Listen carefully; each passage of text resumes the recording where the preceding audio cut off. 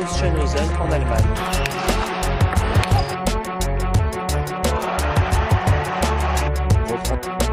Qui est tout de suite à l'INSEP le 15 juillet. Ensuite...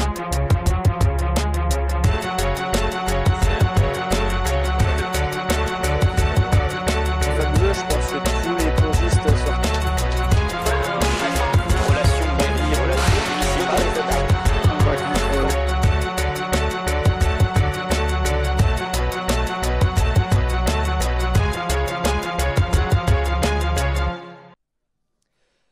Bonjour, bienvenue dans 100% Ping, donc dans cette deuxième émission, toujours au Gosima Ping Pong Bar à Paris, ce merveilleux lieu où on pratique le ping, mais aussi on cesse d'éteindre.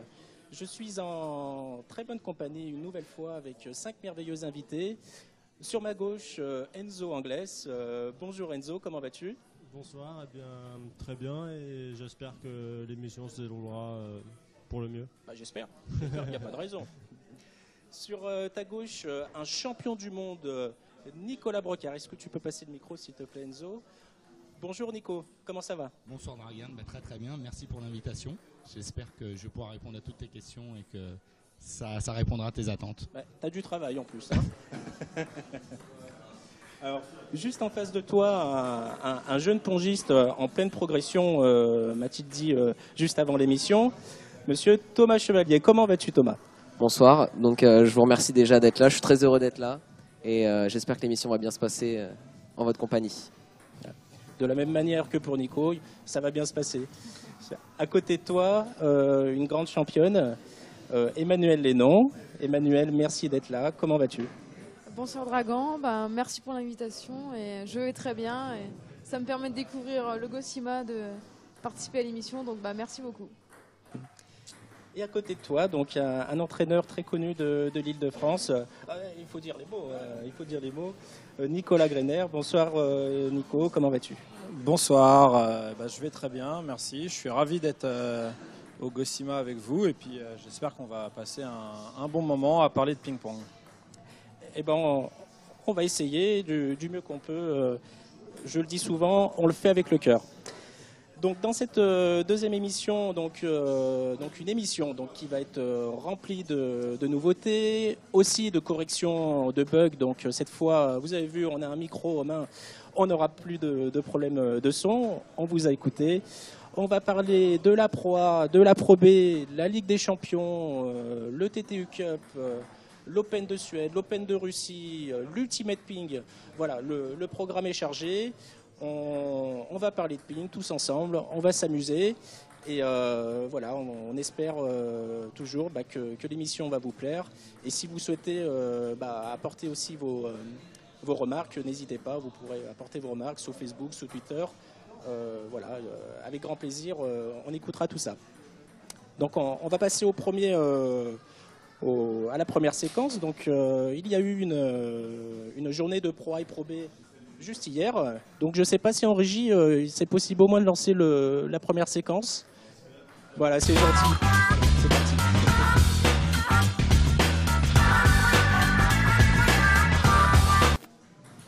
Alors, la Pro A, la Pro B. Donc hier, la 7e journée de Pro A et Pro B.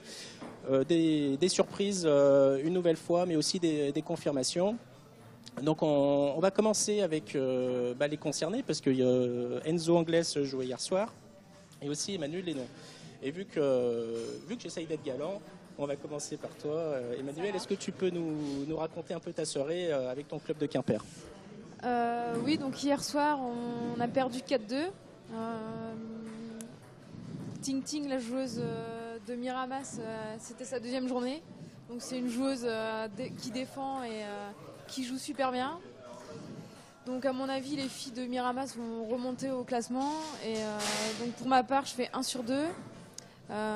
Lire, notre chinoise, fait 1.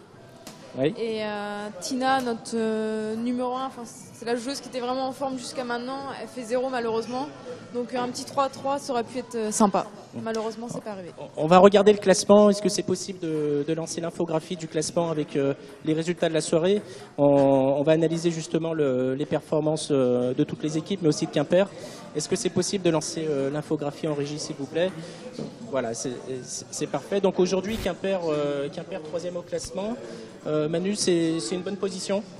Oui, le club, le bureau vise le podium. Donc si on arrive à rester à ce niveau-là, ça serait bien. Alors à l'inverse, Enzo, ça s'est pas très bien passé hier soir. Je sais que tu étais déçu. On va quand même revenir dessus. En ce moment, c'est un peu difficile avec ton club d'ici les Moulineaux.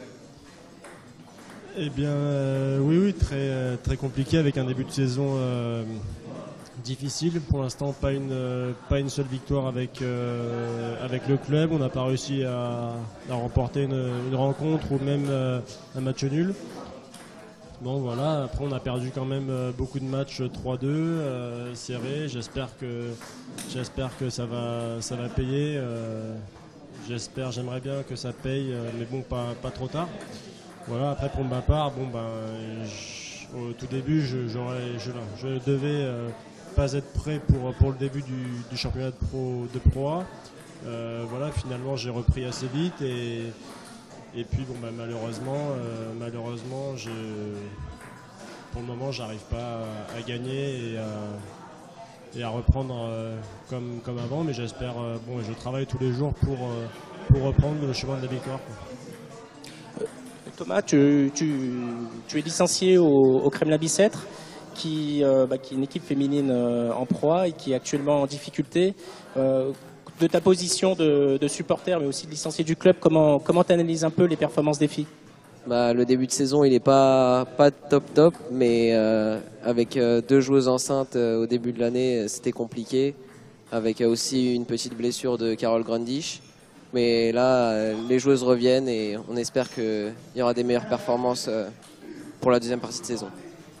Nico, est-ce que tu peux passer le micro, s'il te plaît, Enzo? Merci. Alors, on repasse chez les hommes en proie. Chartres a pris de l'avance. Ça y est, ils se sont détachés. Ils ont 2 points d'avance. Tu penses que ça y est, ils vont être irrattrapables? Ah non. Moi, je suis persuadé que je trouve que la Pro A elle est très ouverte. Cette année, je trouve que il y a des belles équipes. Cergy, Chartres, Hennebont, La Romaine, tout ça. Pour moi, je vois pas de champion pour l'instant. J'ai du mal à voir une équipe qui se dégage. On a Hennebont qui revient fort. Il y a Hennebont qui revient fort, donc c'est vraiment, j'ai l'impression que ça joue au yo-yo. Ça dépend un peu de la forme des joueurs du moment, s'il y a des sorties au Pro Tour, s'il y a des sorties internationales. Voilà, je pense que c'est ça aussi. Ça suit un petit peu que les mêmes conditions que les footballeurs professionnels qui font des sorties avec leurs équipes nationales et qui reviennent en club peut-être fatigués ou peut-être galvanisés de leur sortie. Donc non, on attend et puis j'espère qu'on saura ça au dernier moment pour le suspense, évidemment. Nicolas, est-ce que tu suis la Pro et la Pro B? Je regarde un petit peu et je dois dire que j'apprécie beaucoup cette année. On a pas mal de live avec plusieurs matchs de multiplex où on peut vraiment voir changer un peu de match, voir les joueurs qu'on a envie de voir, etc. Et c'est vrai que on voit une Pro A avec un niveau de jeu vraiment très élevé, avec des étrangers qui jouent souvent, je trouve, 100, même des fois un peu sous les 100 mondiaux. Et donc, vous voyez le club d'ici les Moulineaux d'Enzo qui galère un peu, mais il faut voir les adversaires qu'ils rencontrent à chaque fois. Il y a vraiment un niveau de jeu très élevé. Moi, j'ai quand même l'impression que Chartres, quand Gaoning joue, c'est quand même légèrement supérieur. L'impression que ça me donne comme ça de l'extérieur en tant que spectateur simplement. Tu parles de Chartres. Chartres est également engagé en Ligue des Champions et il y a eu aussi une journée de Ligue des Champions il y a quelques jours. On va en parler parce que les clubs français ont aussi bien figuré et ils ont aussi bien figuré en ETTU Cup qui est la petite Ligue des Champions. Voilà, donc Magnéto Tonton, on va parler un peu de la Ligue des Champions et de l'ETTU Cup.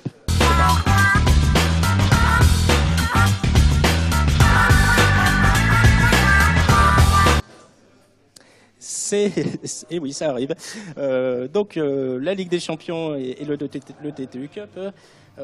Nico, tu suis également le parcours des équipes françaises en Ligue des Champions et TTU Cup, comme tu le fais en Pro A? En général, je suis un peu plus tard dans l'année, surtout le TTU Cup. Je trouve que des fois, les tout débuts, c'est pas toujours les matchs les plus serrés, etc. La Ligue des Champions, je regarde un petit peu plus. Et voilà, effectivement, il y a eu un bon départ des clubs français, ce qui prouve bien, je trouve, que le niveau de la Pro A, il est vraiment intéressant en ce moment, là, depuis une saison ou deux. Je trouve que c'est vraiment un niveau élevé. Et tu penses que les performances des Français, enfin le niveau élevé de la Pro A, c'est pas étonnant que les Français aient des bons résultats en Ligue des Champions aussi? Bien sûr, plus votre championnat est costaud, plus vous êtes prêt après à affronter des équipes costaudes au niveau européen. On va regarder les classements et les résultats de la dernière journée de Ligue des Champions. Est-ce que vous pouvez me lancer ça en régie, ça serait sympa. Voilà, donc ça arrive. Donc concrètement, on a Pontoise aujourd'hui qui est très bien placé pour se qualifier. Donc on a aussi la Vaillante qui a fait un sacré match, mais qui s'est incliné de vraiment très peu et c'est vraiment pas passé loin. Ça risque d'être un peu compliqué pour la qualification, même si rien n'est joué. On a Chartres aussi qui est troisième et qui est aussi bien placé. Voilà, donc ils ont la suite devrait bien se passer. On a également Metz chez les féminines, donc les Messines qui sont inclinées contre Linz. Donc c'est du top niveau, hein, donc il n'y a pas trop de soucis.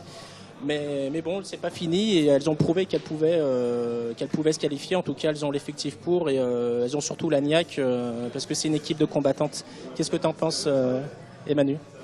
Oui, c'est une grosse écurie, Metz. Je pense qu'elles ont moyen de faire quelque chose et je leur souhaite vraiment. Thomas? Alors, même si elles ont battu le KB hier soir, on va supporter en Ligue des Champions les clubs français. Nico? Moi, j'espère qu'on sera encore français pour la prochaine édition, qu'il y aura un vainqueur français. C'est dur, ça va être très dur chez les hommes, mais j'espère que Metz, là, cette année, a vraiment une sacrée équipe. Et si on pouvait avoir la finale pour Metz, ce serait super. Je serais très content. Pour les filles, en tout cas, pour le ping féminin, ce serait vraiment super.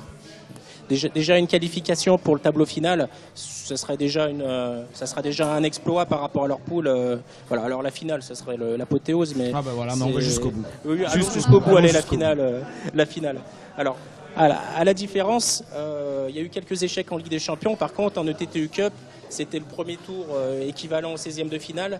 Puis ça a été un carton complet pour les clubs français. Donc il y avait 3 clubs français, il y avait Caen, la Romagne et Istres. On va regarder les résultats voilà, avec une petite infographie. C'est vrai que les clubs français ont vraiment cartonné 3-0, 3-0, 3-0. Voilà, Istres, Caen, la Romagne, enfin voilà, sans perdre un set, c'est très fort. Donc voilà, des belles photos de Gilles Durand avec une belle mascotte. Alors, la mascotte de Caen, c'est quoi? C'est une oie, c'est ça? Un coq malade. Voilà, mais bon, Jimmy Devoix à côté, ouais. Ouais, bonjour Jimmy, la mascotte est sympa. Bon, en tout cas, il y a les prochains matchs qui vont être décisifs. Là, tous les clubs français recevaient. Là, ils vont tous se déplacer. Enzo, est-ce qu'à l'extérieur, quand on joue la Coupe d'Europe, c'est forcément beaucoup plus difficile? Bien, beaucoup plus difficile, je sais pas. Moi, j'en ai joué une de Coupe d'Europe à l'extérieur contre Bogoria. J'avais très bien joué. Maintenant, plus difficile. Bon, ben, c'est sûr qu'on n'a pas le support qu'on a quand on est à la maison, mais c'est quand même une très bonne expérience et on ne peut pas dire que c'est vraiment un désavantage. Est-ce que les salles, est-ce que l'ambiance de la salle, est-ce que l'équipement, le modèle des tables, le sol qui peut être différent, est-ce que ça a un réel impact sur l'adaptation quand on joue des matchs aussi importants? Bon, c'est-à-dire qu'on est souvent confronté, voire même quand même à toutes les compétitions, au changement de balle, au changement de table, au changement de sol. Donc on doit s'habituer. On est tout le temps en train de s'habituer, que ce soit la balle, à l'éclairage, au sol. On est tout le temps obligé de s'habituer pour pouvoir tout mettre en œuvre pour pouvoir gagner. Manu, t'as des difficultés à t'adapter quand tu changes de salle comme ça ou tu fais abstraction et tu joues ton jeu? Non, franchement, on est obligé de s'adapter assez vite, sinon si on s'arrête sur des détails, on ne peut pas jouer. Et, on joue tellement de matchs dans l'année qu'on est obligé de s'adapter tout de suite. Franchement, c'est pas un souci. Ouais.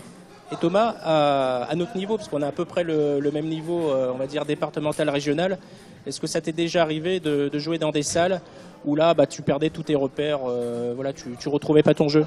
C'est sûr qu'il y a des salles, je pense notamment aux plus petites villes où l'éclairage il est pas top, mais bon, on peut toujours s'adapter. Il faut s'adapter, sinon si on s'arrête sur des, comme disait Emmanuel, des détails, on joue plus au ping-pong et il faut prendre du plaisir même si les conditions sont pas optimales et il faut jouer. Alors, tu me fais la transition parfaite, tu me dis jouer, et justement maintenant on va jouer. Voilà, un petit jeu de questions-réponses, on en parlait tout à l'heure. Vous étiez curieux de savoir les questions avant de commencer, mais vous allez les découvrir en même temps que moi. Voilà, donc on va s'amuser un peu autour de la culture du ping, parce qu'il y a aussi une vraie histoire du ping. Et voilà, donc c'est intéressant aussi de s'amuser avec l'histoire du ping. Allez, c'est parti.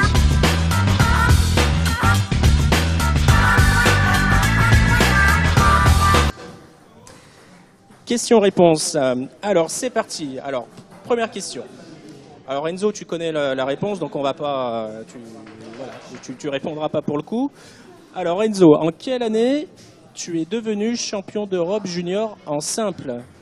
Nico. Ah, c'est dur, là. Pas l'année dernière, pas... Allez, 2011. 2011. Manu. Il me semble que c'est 2013. Thomas? Moi, je sais que c'est pas l'année dernière, pas cette année. C'est pas jamais. Et moi, je dirais 2013. Ouais. J'hésitais aussi entre la A et la C, mais je vais suivre Manu. Je sens que Manu, elle a un bon feeling. mais oui, 2011, c'est trop loin. Je l'ai trop vieilli. Non, Enzo, tu vas donner la réponse et puis tu vas un peu nous raconter la finale, parce que c'était une sacrée finale contre le Croate. Alors déjà, la réponse, c'est 2013. Voilà, donc ensuite la finale, la finale s'est très bien déroulée. C'était un joueur que j'avais perdu en par équipe, en poule, que j'avais perdu 3-0 il me semble. J'avais gardé un souvenir plutôt moyen de ce match. Et puis voilà, il se trouve que j'ai rejoué en finale. 4-0. Donc 4-0. On avait quand même très bien établi, on va dire, le plan d'action. Et tout s'est bien goupillé. Voilà. C'est vrai que depuis le début de la compétition, j'avais galéré sur tous les tours, 4-3, 4-3, 4-3. Et ensuite, je me suis rendu le match en finale facile. On avait senti un vrai soulagement quand tu avais marqué le dernier point. Ouais, c'est vrai que j'étais très content parce que le premier match, j'avais gagné 4-3, deuxième match 4-3, troisième match 4-3, en demi-finale 4-2. Donc c'était déjà une étape en plus. Et quand j'arrive en finale, t'as engendré la confiance et tu te dis là il peut plus rien t'arriver quoi. T'as tout fait jusqu'à présent et tu arrives en finale avec une confiance incroyable et voilà, tu sais que tu vas faire les bons choix, tu sais que tu es bien sur les jambes et que ça va bien se dérouler quoi. On va passer à la deuxième question. Allez, c'est parti. Alors, Manu, c'est une question qui te concerne. Alors, quand tu as participé au championnat du monde à Paris, quel était ton classement? Nico, à toi. C'est toujours moi qui commence. C'est normal que je commence tout le temps à répondre à ces questions. On va changer après. En plus, elle me donne aucun signe, rien là, c'est un peu dur. Alors, comme je veux pas la froisser, je vais donner la réponse la plus valorisante pour elle, 236. Nico, je t'aurais surestimé. Alors, moi, je dirais la réponse A, 291. 291. Moi, au hasard, allez, réponse C, 299. 299. Enzo? Moi, je vais rester sur la réponse A, 291 aussi. Tu te mouilles pas en fait, c'est ça hein? Tu te mouilles pas. Non, je me mouille pas. C'est facile de passer en dernier. Quoi. On va regarder la réponse. Et oui, tu étais 291e et tu avais comme partenaire Alice Abba, Marina Béraud, Laura Gasnier, Carole Grundich qui était avec nous le mois dernier et qu'on embrasse, Marie Migaud et Exi Fang. Et en fait, 236, c'est ton classement actuel. C'était le piège. Donc bravo. On passe à la troisième question. Et attention, on va monter le niveau. Hein. Là. Alors, à quelle hauteur minimum la balle doit être lancée au service? Et ça, c'est un sujet de polémique très très souvent avec les arbitres. Alors, Manu, à toi. On va pas commencer avec toi, Nico. Pour une fois, je l'avais en plus la réponse. Normalement, avec mes vieux souvenirs d'arbitrage, c'est 16 cm. 16 cm. 16 cm aussi. Nico? Je vais dire aussi 16 cm. Enzo? Mouillé, hein. Bon, tu 16 cm aussi. Ouais, c'est ça, c'est 16 cm. On va regarder la réponse. Bon, je crois que tout le monde a trouvé. Ça devrait être en principe 16 cm. Effectivement, voilà, 16 cm. Pour revenir sur ces 16 cm, est-ce que c'est juste comme hauteur? Est-ce qu'il faudrait un peu plus ou un peu moins? Nico, toi qui entraînes les petits justement, est-ce que tu leur apprends cette règle dès le départ? Bien sûr, on essaye de leur apprendre cette règle dès le départ et de lancer sa balle au service, mais je crois que l'histoire du service et du lancer de balle, c'est surtout le fait de lancer la balle droite ou de lancer la balle un peu vers soi pour mettre un peu plus d'effet. Quelle est la bonne position pour lancer? La paume ouverte? Voilà, alors il y a une position réglementaire qui est de montrer la balle à l'adversaire, d'être derrière la ligne de la table et de la lancer et d'impacter la balle derrière la ligne un peu de la table. Oui. Après, les 16 cm, c'est pas tellement souvent là-dessus que les joueurs trichent un peu. C'est sur les faits de la lancer un peu en arrière et de la cacher un petit peu avec son corps. Et là, effectivement, ça pose souvent un problème. Quand on joue droitier-gaucher, il y a des services qui sont pas si loin d'être réglementaires, mais que le droitier il va pas voir, ou le gaucher dans l'autre sens. Et c'est surtout là qu'il y a un petit flou que les arbitres ont bien du mal à juger.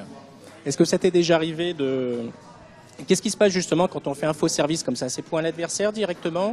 Manu, qu'est-ce qui se passe en grande compétition? La balle, elle est remise. Mais c'est vrai que ça arrive à tous les niveaux et même à haut niveau. Ils mettent l'épaule devant, on cache et on voit pas.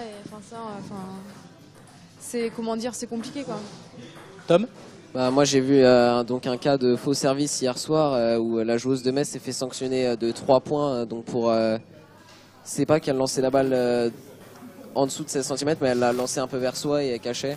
Et du coup, il y a eu un premier appel à l'ordre et après, elle s'est fait sanctionner 3 fois. Donc même des fois à des moments du match importants. Et donc ça peut être problématique si on veut gagner le match. Oui. Enzo, t'as déjà eu, il me semble que tu as déjà eu quelques soucis au service. Tu as déjà été sanctionné plusieurs fois pour des services qui étaient bons, mais au final, l'arbitre en avait décidé autrement. Oui, c'est sûr que après, ça arrive aussi quand même à une grande majorité des joueurs. Ce que je peux dire aussi, c'est que les arbitres, ils sont quand même plutôt mal placés. Parce qu'ils sont derrière, ils ne voient pas si on lance vraiment la balle droite, si on lance vraiment la balle à 16 cm, et puis même 16 cm c'est vraiment rien, 16 cm ça fait ça. Donc il faudrait une hauteur plus importante. Pour moi 16 cm en fait, si on respecte ça, si on respecte cette hauteur, ça incite les gens à lancer la balle pas droite. Parce que si on respecte vraiment 16 cm et qu'on la lance droite, ça va trop vite, on n'a pas le temps. On est obligé de la lancer en arrière pour pouvoir faire un service correct. Voilà, maintenant, moi, je lance la balle plutôt à une hauteur quand même importante parce que voilà, c'est mon rythme de service qui est comme ça. Mais pour moi, 16 cm, c'est trop bas. D'accord. On va passer à la 4e question. C'est parti, et là, on monte de niveau dans la difficulté, vous allez voir. C'est quelque chose. Alors, qui est le partenaire de Christophe Legout sur la photo? Et on embrasse Chris qui est avec nous aussi le mois dernier. On le remercie encore pour sa participation. Donc c'est une question très difficile, mais bon, on n'est pas censé savoir qui ça peut être. Alors, est-ce qu'on peut lancer les 4 propositions? On va quand même. Ah bah vous avez donné la réponse. Eh bah voilà, ça arrive, voilà. Comment tuer une question? Bon voilà. C'était bien. Ils en avaient fait pas mal ensemble. Oui. Et pour la petite histoire, ils ont gagné leur 5e titre de double ensemble l'année dernière au championnat de France. Le 10e pour Chris, de mémoire. Et d'ailleurs, il me semble qu'il a égalé Jacques Secrétin au niveau des titres en double. Et je me souviens, pour les avoir interviewés au championnat de France, leur deal, c'était s'ils étaient champions, ils revenaient l'année prochaine. Et donc là, on verra bien au mois de mars à Orchy, donc dans le nord de la France, s'ils vont rééditer l'exploit. C'est quand même incroyable, un double comme ça. En plus, ils sont potes dans la vie, donc ça doit être... c'est top. Allez, on passe à la 5e question. Voilà, donc 5e titre, 6e podium consécutif, 10e titre en double messieurs pour Chris Legout, qui égalait aussi Jacques Secrétin. Voilà, donc on va passer à la prochaine question. Très bien établi, on va dire, le plan d'action. Et tout s'est bien goupillé. Voilà. C'est vrai que depuis le début de la compétition, j'avais galéré sur tous les tours, 4-3, 4-3, 4-3. Et ensuite, je me suis rendu le match en finale facile. On avait senti un vrai soulagement quand tu avais marqué le dernier point. Ouais, c'est vrai que j'étais très content parce que le premier match, j'avais gagné 4-3, deuxième match 4-3, troisième match 4-3, en demi-finale 4-2. Donc c'était déjà une étape en plus. Et quand j'arrive en finale, t'as engendré la confiance et tu te dis là, il peut plus rien t'arriver, quoi. T'as tout fait jusqu'à présent et tu arrives en finale avec une confiance incroyable et voilà, tu sais que tu vas faire les bons choix, tu sais que tu es bien sur les jambes et que ça va bien se dérouler, quoi. On va passer à la deuxième question. Allez, c'est parti. Alors, Manu, c'est une question qui te concerne. Alors, quand tu as participé au championnat du monde à Paris, quel était ton classement? Nico, à toi. C'est toujours moi qui commence. C'est normal que je commence tout le temps à répondre à ces questions. On va changer après. En plus, elle me donne aucun signe, rien là, c'est un peu dur. Alors, comme je veux pas la froisser, je vais donner la réponse la plus valorisante pour elle, 236. Nico, je t'aurais surestimé. Alors, moi, je dirais la réponse A, 291. 291. Moi, au hasard, allez, réponse C, 299. 299. Enzo? Moi, je vais rester sur la réponse A, 291 aussi. Tu te mouilles pas, en fait, c'est ça, hein? Tu te mouilles pas. Non, je me mouille pas. C'est facile de passer en dernier, quoi. On va regarder la réponse. Et oui, tu étais 291e et tu avais comme partenaire Alice Abba, Marina Béraud, Laura Gasnier, Carole Grundich qui était avec nous le mois dernier et qu'on embrasse, Marie Migaud et Exifang. Et en fait, 236, c'est ton classement actuel. C'était le piège. Donc bravo. On passe à la troisième question. Et attention, on va monter le niveau. Hein. Là. Alors, à quelle hauteur minimum la balle doit être lancée au service? Et ça, c'est un sujet de polémique très très souvent avec les arbitres. Alors, Manu, à toi. On va pas commencer avec toi, Nico. Oh, pour une fois, je l'avais en plus, la réponse. Normalement, avec mes vieux souvenirs d'arbitrage, c'est 16 cm. 16 cm. 16 cm aussi. Nico? Je vais dire aussi 16 cm. Enzo? Mouillé, hein. Bon, tu 16 cm aussi. Ouais, c'est ça, c'est 16 cm. On va regarder la réponse. Bon, je crois que tout le monde a trouvé. Ça devrait être en principe 16 cm. Effectivement, voilà, 16 cm. Pour revenir sur ces 16 cm, est-ce que c'est juste comme hauteur? Est-ce qu'il faudrait un peu plus ou un peu moins? Nico, toi qui entraînes les petits justement, est-ce que tu leur apprends cette règle dès le départ? Bien sûr, on essaye de leur apprendre cette règle dès le départ et de lancer sa balle au service, mais je crois que l'histoire du service et du lancer de balle, c'est surtout le fait de lancer la balle droite ou de lancer la balle un peu vers soi pour mettre un peu plus Quelle est la bonne d'effet. position pour lancer? C'est Il y a, la paume ouverte? Voilà, alors il y a une position réglementaire qui est de montrer la balle à l'adversaire, d'être derrière la ligne de la table et de la lancer et d'impacter la balle derrière la ligne un peu de la table. Oui. Après, les 16 cm, c'est pas tellement souvent là-dessus que les joueurs trichent un peu. C'est sur les faits de la lancer un peu en arrière et de la cacher un petit peu avec son corps. Et là, effectivement, ça pose souvent un problème. Quand on joue droitier-gaucher, il y a des services qui sont pas si loin d'être réglementaires, mais que le droitier il va pas voir, ou le gaucher dans l'autre sens. Et c'est surtout là qu'il y a un petit flou que les arbitres ont bien du mal à juger. Est-ce que ça t'est déjà arrivé de... Qu'est-ce qui se passe justement quand on fait un faux service comme ça? C'est point à l'adversaire directement? Manu, qu'est-ce qui se passe en grande général, compétition? La balle, elle est remise. Mais c'est vrai que ça arrive à tous les niveaux et même à haut niveau.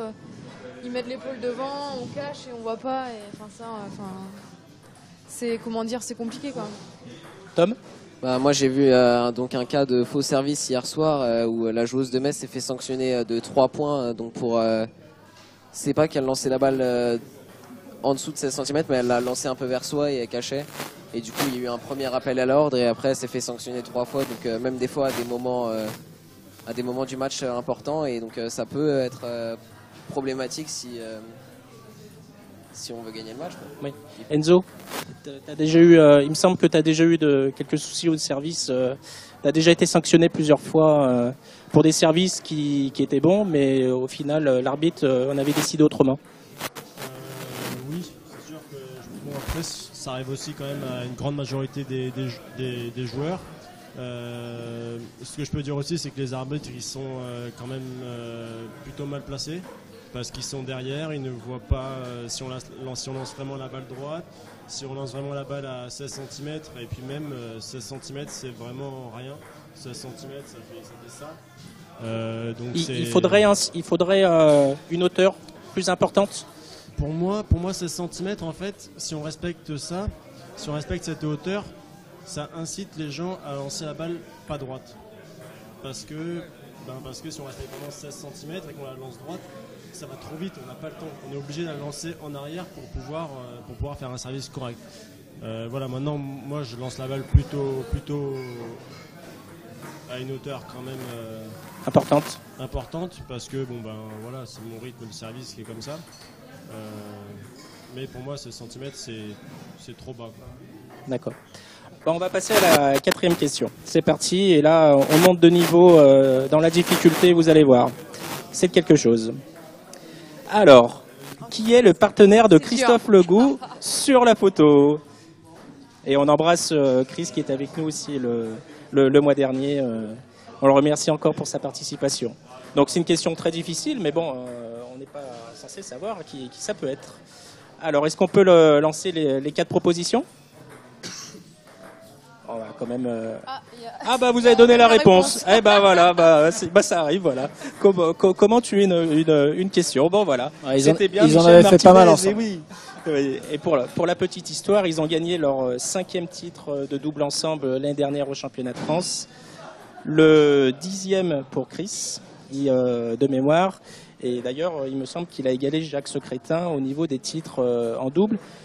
Et je me souviens, pour les avoir interviewés au championnat de France, leur deal, c'était s'ils étaient champions, ils revenaient l'année prochaine. Et donc là, on verra bien au mois de mars à Orchy, donc dans le nord de la France, s'ils vont rééditer l'exploit. C'est quand même incroyable, un double comme ça. En plus, ils sont potes dans la vie, donc ça doit être... c'est top. Allez, on passe à la 5e question. Voilà, donc 5e titre, 6e podium consécutif, 10e titre en double messieurs pour Chris Legout, qui égalait aussi Jacques Secrétin. Voilà, donc on va passer à la prochaine question, s'il vous plaît. Voilà, donc en fait c'est un point. Et vous allez voir, et là, il gagne le point. Et qu'est-ce qui va se passer? À votre avis, qu'est-ce qui va se passer? Donc, on a les propositions. Alors, réponse A, il déchire son maillot à la Zhang Jike et à la Simon Gauzy en 2013. Il se roule par terre comme s'il avait gagné les Jeux Olympiques. Ou il se met à danser le Gangnam Style de Psy, le coréen. Nico? Alors, là, soyons fun, il danse le Gangnam Style. Manu? B. Moi, je dirais la C aussi. Enzo? La C sans faute. Nico? Moi, j'aurais bien aimé les 3, mais ça aurait été sympa dans l'ordre, A, B, C, mais je vais dire la C. Allez, c'est parti, on va regarder la réponse. Et avec le son, ça serait top. Oppan Gangnam Style. Allez, c'est parti. Gangnam Style. Oppan Gangnam Style. Gangnam Style. Oppan Gangnam Style. Hey, sexy lady. Oppan Gangnam Style. Hey, sexy lady. Voilà de bonnes idées pour Enzo et Emmanuel. Alors pour l'anecdote, c'est évidemment un match d'exhibition. Et figurez-vous que la personne qui danse si bien, c'est aujourd'hui le commentateur de l'ITTF. C'est Adam Boro, voilà, donc qui se déplace aussi voilà, sur des exhibs. Donc là, c'était aux Philippines. Voilà, et il aime faire ce genre de show comme ça. C'est juste génial. Donc voilà, donc ça permet hopping, voilà. Est-ce que ça vous est déjà arrivé concrètement de faire souvent on est expressif quand on fait un gros point. Enzo, est-ce que c'était déjà arrivé faire un gros cha, enfin quelque chose qui sort du commun? Non, qui sort du commun, non, jamais. Parce que bon, à la base, je suis pas très expressif. Mais non, j'ai jamais explosé vraiment de joie. Nico, on y reviendra tout à l'heure. Tu es un joueur aguerri à l'Ultimate Ping. Est-ce que ça t'arrive d'exploser de joie ou vraiment de libérer la fureur? Ça m'est arrivé une fois, mais c'était pas d'exploser de joie. L'échange était tellement long que j'ai explosé de rire pendant l'échange. C'est-à-dire que je n'arrivais plus à supporter mes gens. Je pense que l'échange a dû durer plus de 2 minutes. Et on n'arrivait plus, et j'ai lâché ma raquette, je suis tombé par terre, j'ai explosé de rire. Et l'autre était pareil, mort de rire en disant, enfin ça s'arrêtait jamais quoi. Donc c'était même pas de gagner ou de perdre, c'est juste faut s'arrêter. Voilà, mais sinon non, pas des chos et des chas non, mais comme il y a beaucoup de tension, c'est vrai que quand on met un beau point, bon, on est toujours content c'est sûr, mais voilà on va serrer le point, mais pas d'explosion de joie majeure. Non. Tom? Moi, c'était pas une explosion de joie, mais c'était un peu plus de la fatigue. Donc, j'ai joué un défenseur, le match était long, les échanges étaient longs. Et à la fin du match, je gagne aux avantages à la belle. Et je m'allonge par terre et je ferme les yeux pendant 1-2 minutes. Et j'étais tellement fatigué qu'il ne se passait rien et j'étais allongé. Et j'attendais qu'il ne se passait rien. Voilà. Nico? Non, pendant que j'étais joueur, non, j'ai jamais eu d'explosion de joie comme ça, mais j'ai jamais eu de victoire non plus. Je pense qu'il les procure de trucs importants. Et chez les petits? Par contre, c'est vrai que les petits, des fois, sont assez expressifs et se font un peu plaisir. Et je suis plutôt favorable. Faut pas que ça devienne n'importe quoi. Mais ça fait du bien un peu aussi, justement, un petit peu de vie comme ça dans nos salles de ping, là, plutôt que de tout le temps sérieux, machin. C'est agréable aussi. On va continuer l'émission, on va tourner une petite page de réclame et on se retrouve dans quelques minutes.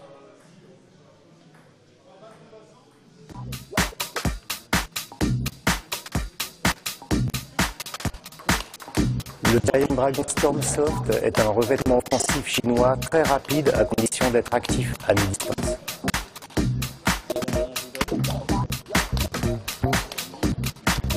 Il a une adhérence énorme, très efficace, idéale pour les bons serveurs. Sa mousse verte d'une couleur inhabituelle et d'une excellente qualité. C'est un revêtement chinois à forte réactivité, une très bonne alternative aux énergies.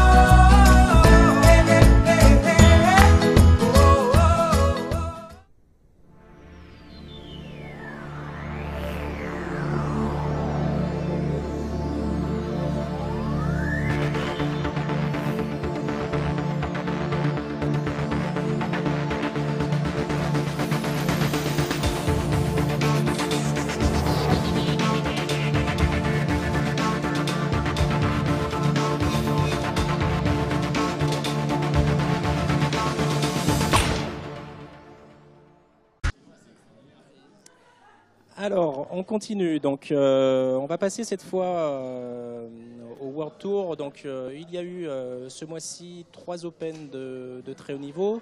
Il y a eu l'Open de Hongrie. Ensuite, donc l'Open de Hongrie chez les cadets. Ensuite, il y a eu l'Open de Russie. Et ensuite, il y a eu l'Open de Suède. Donc, on va regarder un peu ce qui s'est passé sur l'Open cadet, où les Français, ils ont encore une fois briller à ce niveau-là. C'est vraiment les meilleurs d'Europe. Voilà, est-ce qu'on peut regarder un peu le résultat des Français à l'Open de cadet, l'Open cadet de Hongrie? Voilà, donc il y a eu 8 médailles dans 7 catégories, 2 en or, 4 en argent, 3 en bronze. On voit sur la belle photo de Jean-Denis Böscher, Nolan Givon. Nico, je m'adresse à toi. Qu'est-ce que tu penses un peu du petit Nolan? Est-ce que tu le regardes Alors c'est pas la génération que je vois le plus. J'avais pas mal regardé avant la génération un peu plus vieille, autour de Enzo, etc. Et là, j'ai eu 2 ou 3 petits joueurs qui me prennent beaucoup de temps et qui, du coup, j'ai un petit peu moins suivi. Et là, j'ai regardé à nouveau un petit peu. J'aime bien Nolan, je le trouve justement, on parlait un peu de joueurs qui s'expriment et tout, je trouve que lui il est agréable à voir jouer. Je me rappelle de le voir par exemple en finale des France où il est souvent adversaire avec Irvine Bertrand, qui sont deux joueurs plutôt de niveau assez proche, et je trouve que lui justement il arrive à se lâcher un peu, à se libérer un peu, et je suis plutôt, j'aime bien ce joueur. On va passer à l'Open de Russie. Donc là, en catégorie senior, où Enzo, tu as participé. Et surtout, c'était une compétition très importante pour toi parce que c'était ta première après de longs mois d'absence suite à ton opération. Donc d'ailleurs, il y a une petite infographie par rapport à ça. Donc voilà, Enzo, un retour positif. Tu as fait un quart de finale. Donc à l'inverse, donc chez les féminines, Carole Grundisch a fait quart de finale, et toi chez les messieurs tu as fait quart de finale, donc tout simplement la meilleure performance sur cet Open chez les messieurs. Est-ce que tu peux revenir un peu sur cet Open de Russie? C'est quand même incroyable, 8 mois d'absence, tu reviens quart de finale, c'est hyper positif. C'est sûr que c'est hyper positif. Après voilà, je suis allé là-bas sans objectif précis. Complètement détendu mentalement, on va dire. Voilà, après c'est sûr que 8 mois d'absence, quand tu retournes dans une salle internationale comme ça, tu as l'impression d'être un nouveau joueur. Donc en fait quasiment personne te regarde, personne te juge. Ben, c'est mieux, oui et non, parce que c'est mieux parce que tu joues plus relâché. Et non, parce que ça va pas durer, ça va pas durer. Parce que si je recommence à faire des résultats, et ben tout de suite les regards vont être plus attentifs.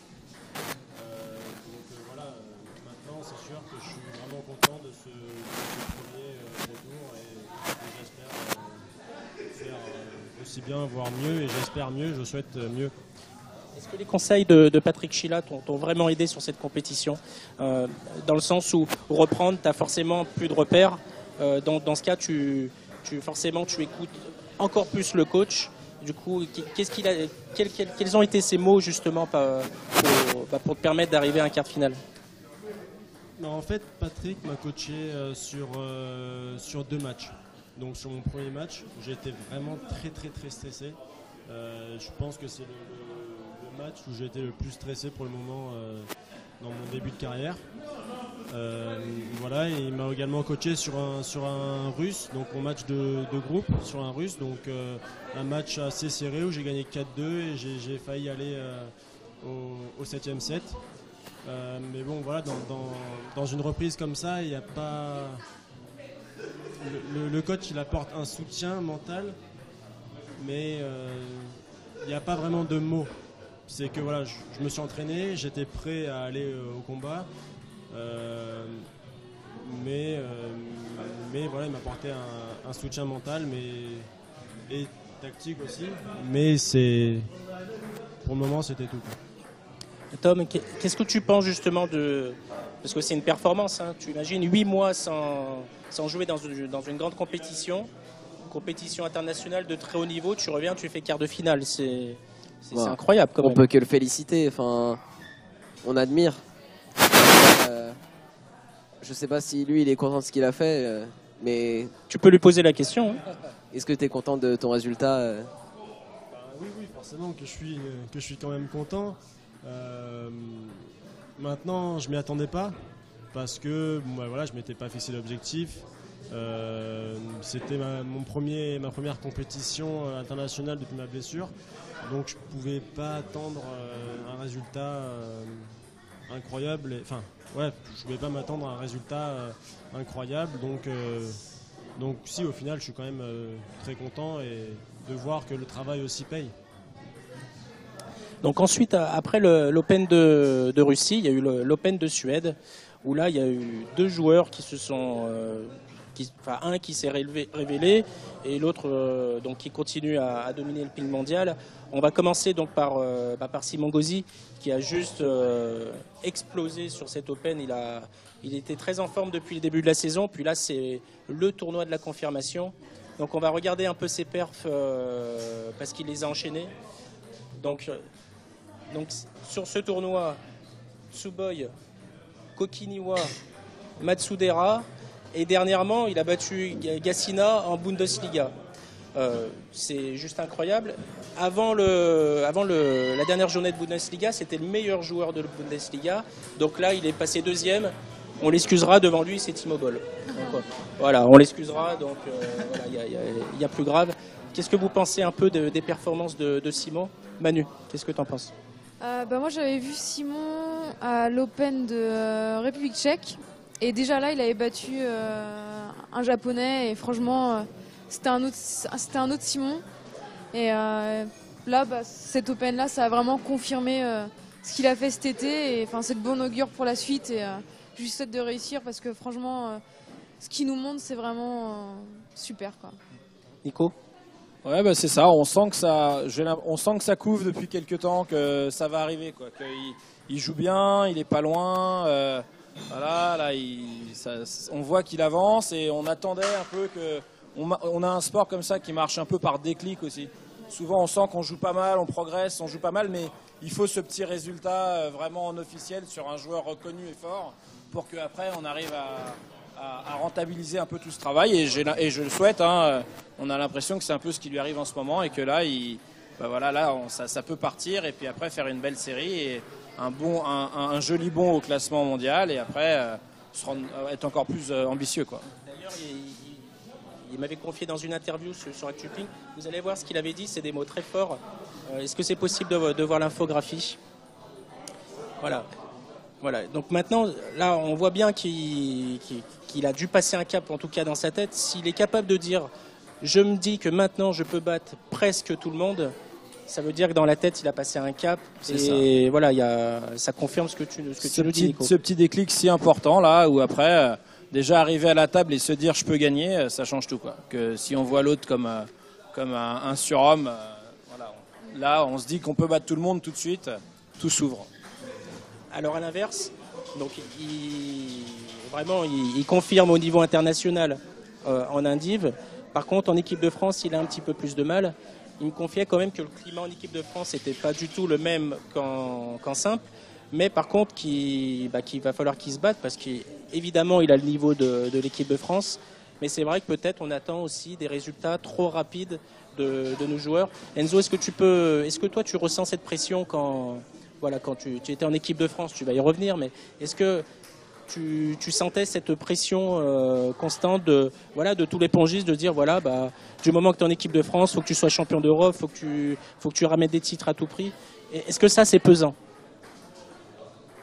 C'est pesant, mais d'un autre côté, ça donne une force aussi. Parce qu'en fait, on a quand même le coq avec le maillot bleu-blanc-rouge sur le maillot, donc forcément que ça met un poids. Mais ce poids-là, il ne faut pas qu'il vienne nous manger intérieurement. Il faut justement nous donner de la force pour pouvoir performer. Maintenant, le cas de Simon, je sais que c'est une personne que je côtoie au quotidien. Et que vous êtes dans le même centre d'entraînement. On est dans le même centre d'entraînement à Oxenhausen.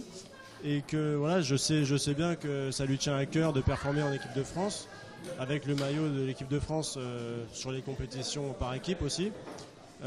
Voilà, maintenant on a bien vu sur les Pro Tours que le travail paye. Maintenant, j'ai aucun doute que le travail va payer aussi en équipe de France. Voilà, maintenant, ça prendra le temps que ça prendra, mais ça arrivera forcément. Il n'y a aucune raison que ça ne vienne pas. Manu, en équipe de France, tu es toujours international, même si on te voit moins en sortie avec les filles.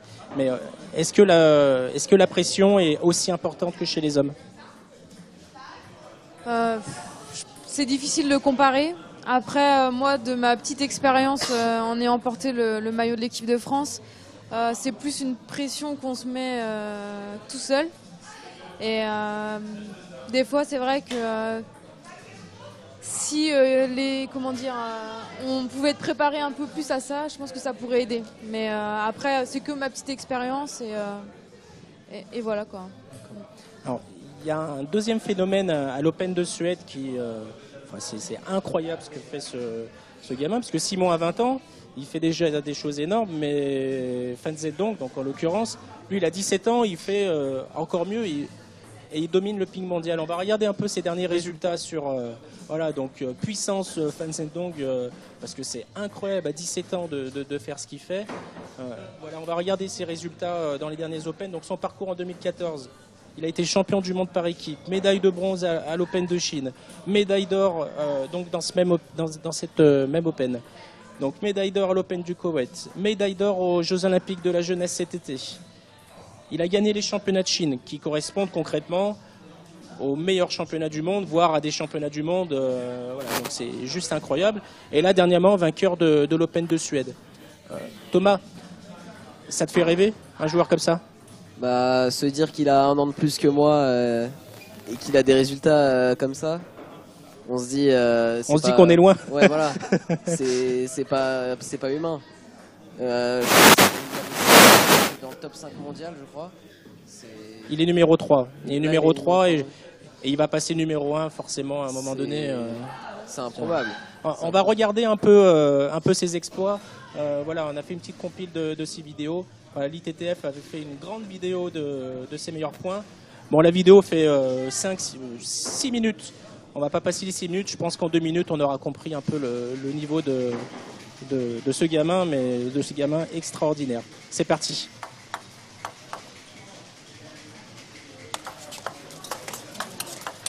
Juste incroyable.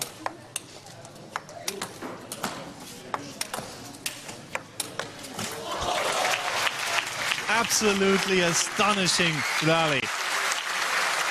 How fast are these legs of Xu Xin?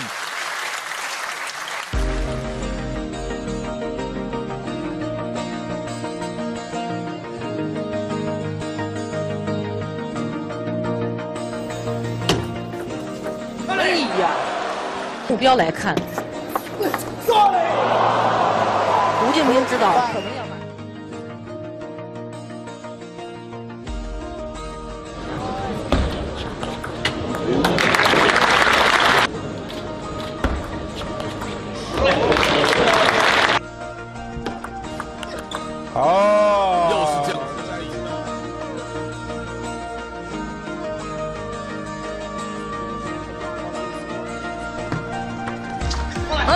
漂亮！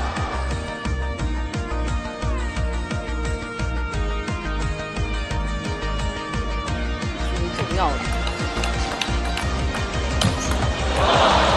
哎呀，有了！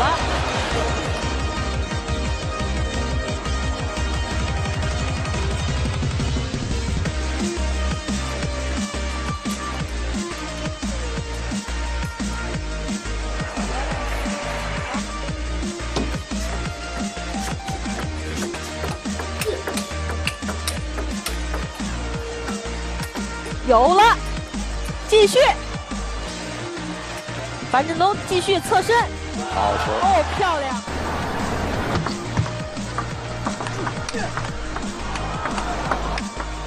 甩出来侧身，正手对正手斜线，马龙再拉，漂亮！樊振东拉住，双方坚持，拉实线，哇，漂亮！ c'est incroyable ce que fait Fan Zedong. Alors, pour clore le sujet Fan Zedong, Nico, il a été champion olympique chez les jeunes. Est-ce que pour toi, aujourd'hui, c'est le favori pour la médaille d'or aux Jeux Olympiques à Rio? Ça va dépendre qui va être là, qui va être l'autre chinois qui va être présent, parce que quand on voit les vidéos avec Soussine aussi, c'est monstrueux. Il y a Zhang Jike aussi qui vient de gagner la Coupe du Monde. Ma Long, c'est quand même extrêmement fort aussi. Aujourd'hui, il les bat.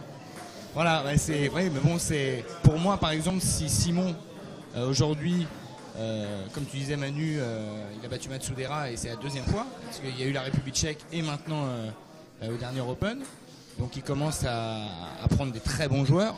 Je pense que quand Simon va pouvoir atteindre un des 4 chinois, l'un des 4 mousquetaires chinois, là à mon avis le cap sera passé, j'en suis persuadé, parce que c'est vraiment, quels que soient les 4, que ce soit Zhang Jike, Ma Long, Soussine ou Fan Zedong, pour moi c'est un peu du kiff-kiff. C'est un petit peu, c'est celui qui sera le meilleur ce jour-là, je pense. Mais c'est vrai que 17 ans, ça va être compliqué d'aller le chercher. Ça va être très très compliqué d'aller le chercher. Ouais. Ça j'en sais, oui, ça va être dur. On va partir du côté de la Russie. D'Alex Lomaev qui est photographe, mais il prend aussi des vidéos. Et donc ça sera l'occasion justement de parler de l'arbitrage. Allez, c'est parti, Magnéto Tonton.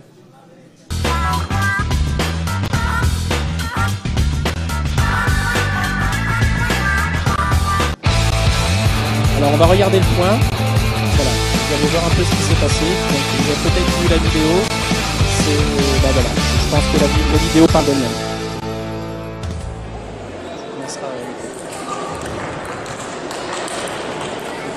Voilà, donc c'est des jeunes en finale d'un tournoi cadet. Oui, oui. D'accord.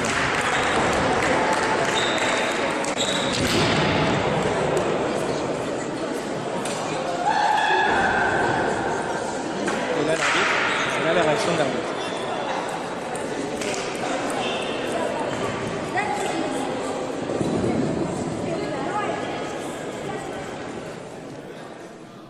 Alors merci à Alex Lomaev pour la vidéo, qui a déjà d'ailleurs fait le tour du monde. Elle a été reprise dans de nombreux médias. Nico, je vais m'adresser à toi parce que c'est aussi les petits, c'est des images choquantes. Oui, c'est des images choquantes. Choquante, c'est fort comme mot. Je suis d'accord, c'est une image incroyable, mais voilà, les enfants, ça marche vachement à l'émotion, ça marche vachement comme ça. Donc il faut faire tout ce qu'on peut pour canaliser. Voilà, pour canaliser. Je pense qu'il faut les faire arbitrer eux pour qu'ils soient dans le rôle d'arbitre aussi de temps en temps et qu'ils voient un petit peu ce que c'est. Après, c'est un gamin aussi, quoi. Il mérite d'être pris en main, voilà, mais c'est des jeunes. Et l'arbitre n'est pas très vieux non plus quand on regarde la vidéo. Donc bon, il y a aussi cette proximité. Peut-être qu'avec un arbitre un peu plus vieux, ça se passe pas comme ça. On voit qu'il y a un jaune-rouge. On n'a pas trop le début, donc on ne sait pas trop ce qui s'est passé avant.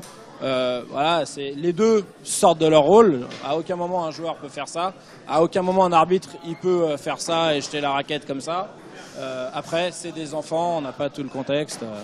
D'accord. C'est pas évident. Mais en soi, ça donne pas aussi une bonne image de l'arbitrage en général, parce que qu'est-ce que tu penses de la réaction de l'arbitre par contre? L'arbitre a une réaction déplacée. Il n'aurait pas dû jeter la raquette? Il n'aurait pas dû. Sur le papier, il n'aurait pas dû. Moi, il y a un mec qui vient, il me pousse comme ça de ma chaise. Qu'est-ce que je vais faire? Est-ce que je vais rien dire et tout? Je suis pas sûr non plus. À un moment donné, on est des humains, puis il se passe quelque chose de physique. Hein. Quand on se fait bousculer et tout, il se passe quand même quelque chose. Et des fois, il nous commande un peu de réagir. Alors, un arbitre, normalement officiel, il ne doit pas réagir, etc. Là, c'est un enfant qui est assis. Moi, je vois un enfant sur la chaise. Hein, donc après, est-ce qu'ils se connaissent? Est-ce que... on ne sait pas trop. Effectivement, moi, je pense que les mettre dans la peau de l'arbitre un peu de temps en temps, les jeunes, pour qu'ils aient aussi le côté... C'est dur d'arbitrer un match. Hein. C'est dur d'arbitrer un match quand les deux joueurs sont pas d'accord sur le service, quand les coachs des fois disent quelque chose ou interviennent un peu. On se retrouve là, il faut prendre la décision et tout. C'est pas non plus une position toujours très confortable. Donc faut pas, des fois, sans défendre les arbitres, des fois on oublie un peu cette position pas très facile toujours. Pour des gens qui ne sont pas toujours professionnels. Là, c'est un jeune qui est assis là. Manu, qu'est-ce que tu en penses? Bah, tout est dit. Hein. Après, c'est vrai que c'est des jeunes entre eux. Et justement, l'effet du buzz, peut-être, je pense que c'est pas bien parce que ça a peut-être cautionné ce genre de gestes. Et moi, je suis pas pour, quoi. Là, on fait tout un raffut de ça. Et je pense qu'il fallait laisser ça à leur niveau et puis on passe à autre chose. Et vu qu'ils ont le même âge, c'est compliqué, quoi. Comme ça vient d'être dit, si ça avait été un adulte, je pense pas qu'on en serait arrivé là. Et voilà, quoi. Mais ça permet aussi de faire la transition par rapport à l'arbitrage et notamment l'arbitrage en France. Il y a eu aussi un autre cas à l'Open de Suède, on en a parlé tout à l'heure, où même moi je me suis trompé, dans le sens où il y a eu un point qui a duré plus d'1 minute 30 et j'ai pensé à tort qu'en fait le point a été arrêté parce que je pensais qu'il était trop long. Et en fait l'ITTF avait pris un bout de vidéo donc correspondant au point où ça s'était arrêté, alors qu'en fait il aurait fallu revenir sur le début du set. Et en fait, le set avait duré plus de 10 minutes. Ouais. Et j'ai découvert, à mon grand regret, parce que on en parlera après, qu'en fait, c'était une règle dite d'accélération. Une règle de l'expédite. Voilà, tout expédite. Quand un set dure plus de 10 minutes, voilà, donc ensuite, chaque point est contrôlé. Alors, justement, je pense que je suis dans le cas de beaucoup de pongistes en France, où je viens dans la salle, je viens jouer au ping. Et c'est vrai que quand il faut arbitrer, je tire un peu la langue. Alors, avec du recul, on se dit, pour bien pratiquer son sport, en principe, il faut connaître toutes les règles. Voilà. Ou du moins un minimum. Sauf que si on ne connaît pas cette règle, il y en a peut-être des centaines d'autres que je ne connais pas. Mais est-ce que tu penses justement qu'il y a, on va dire, un problème d'arbitrage en France, où on n'éduque pas assez nos jeunes à l'arbitrage, où on n'incite justement pas nos jeunes à arbitrer? Manu, qu'est-ce que tu en penses de tout ça? Est-ce que tu penses que justement on devrait plus mettre en avant l'arbitrage? Et il y a des efforts qui sont faits à travers les ligues justement pour plus mettre en avant l'arbitrage, mais il y a quand même un problème par rapport à ça. C'est vrai que, comme tu dis, on n'aime pas arbitrer. Hein. Moi, la première, ça m'intéresse pas trop et on est là pour jouer. Et moi je me rappelle quand je jouais en N1 ou en N2 par équipe, quand c'était à moi d'arbitrer, pareil, je tirais un peu la tête, quoi. Mais après, peut-être qu'il faut éduquer les jeunes, mais je sais pas, franchement. Nico? J'ai pas de solution miracle. Est-ce que tu leur enseignes l'arbitrage? Alors, je leur apprends les règles pour faire une compétition. Je suis sûr qu'il y a plein de joueurs qui sont dans mon club, dont je suis l'entraîneur, qui connaissent pas cette règle de l'expédite. Je trouve pas ça si grave que ça. Il faut qu'ils connaissent les règles de façon générale. Après, il y a le joueur et il y a l'arbitre qui est un peu plus pointu, un peu plus précis, etc. Ça vient aussi avec son expérience en jouant. Il va apprendre aussi au fur et à mesure. Après, il faut apprendre les règles principales. Il faut leur apprendre que l'arbitre, ça se respecte. S'il n'y a pas d'arbitre, il n'y a pas de compétition possible. Donc c'est important. Après, c'est hyper compliqué ce problème d'arbitre. On n'en a pas assez. Moi, j'essaye. Tous les ans, il y a des formations d'arbitres. On essaye de mettre des joueurs du club, de les inscrire. C'est hyper dur de convaincre un mec d'aller faire la formation d'arbitre. Il n'y a pas beaucoup de monde qui lève la main pour y aller. Donc on a un petit problème comme ça. On n'en a pas beaucoup. Ils sont bénévoles quand même. C'est pas hyper... faut le valoriser. On a souvent tendance à critiquer quand on parle des arbitres. Et on n'en a pas assez. Donc je pense qu'il faut essayer de valoriser ça. Et je pense qu'il faut toujours se rappeler que je trouve ça dur d'être arbitre. Moi, il y a des situations où j'avoue que je ne saurais pas, quand je regarde un match de pro, son service, il est limite, qu'est-ce que je dois faire? Est-ce que je dois dire qu'il n'y a pas le point? Est-ce que je dois dire qu'il y a le point? Ouais, ils ont la pression aussi. Ouais, ils ont la pression. Les joueurs sont un peu impressionnants, ils mettent aussi un peu de pression. Le coach, au bout de deux matchs qui lève la main, le service est faux, machin. On se sent pas très bien sur la chaise. Thomas? Donc je trouve ça dur.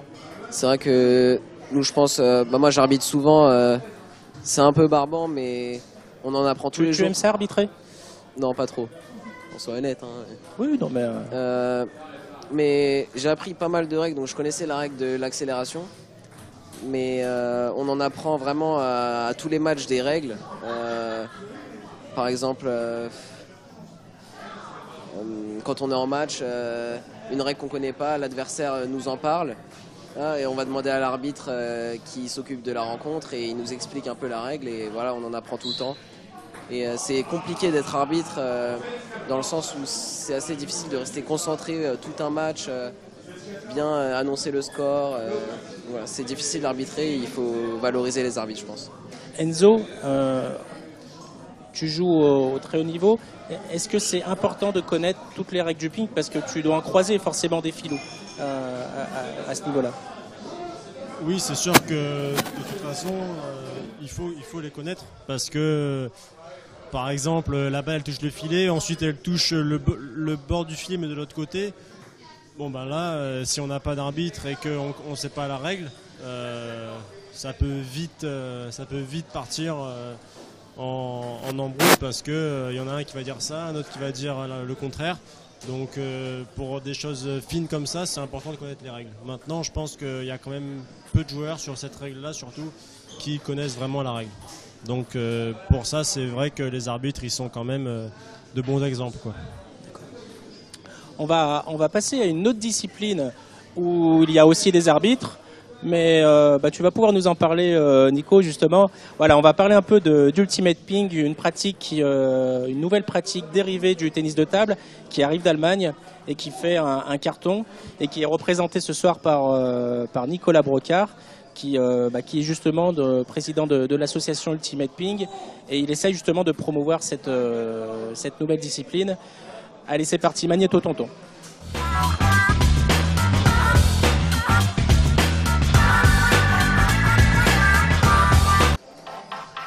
Voilà, on va regarder le reportage d'Alexis. Voilà. Est-ce que tu connais, Nico? Je connais vaguement, je le fais dans mon club en mettant 4 tables à côté. Alors moi, c'est un peu avec des séparations et en guise de filet. Les jeunes adorent ça, ils en sont très friands. L'Ultimate Ping est une discipline peu connue encore en France. Pourtant, elle a explosé dans son pays voisin, l'Allemagne. Appelée aussi Furtisch, qui signifie 4 tables en allemand, l'Ultimate Ping organise son championnat du monde depuis 2004.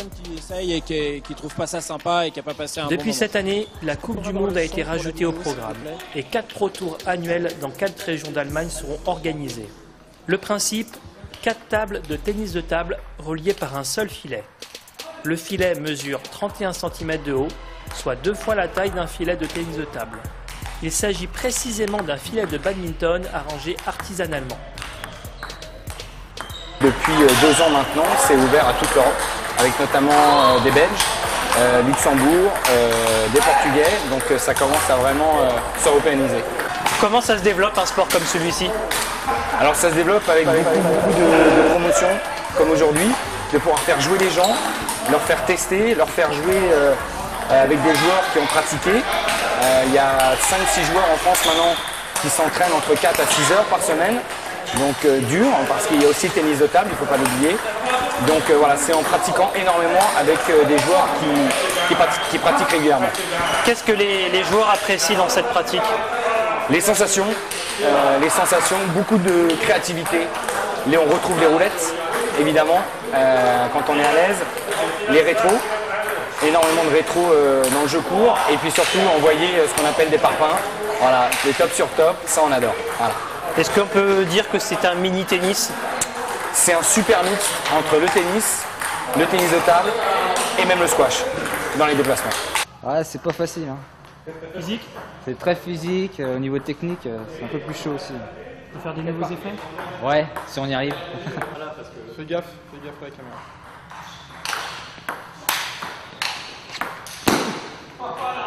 T'as vu la balle? Non, faut couper après la remise, Alexis. C'est pas mal, c'est physique. Faut s'y mettre à fond. Faut faire du jogging? Ouais, je pense qu'il faut courir en fait.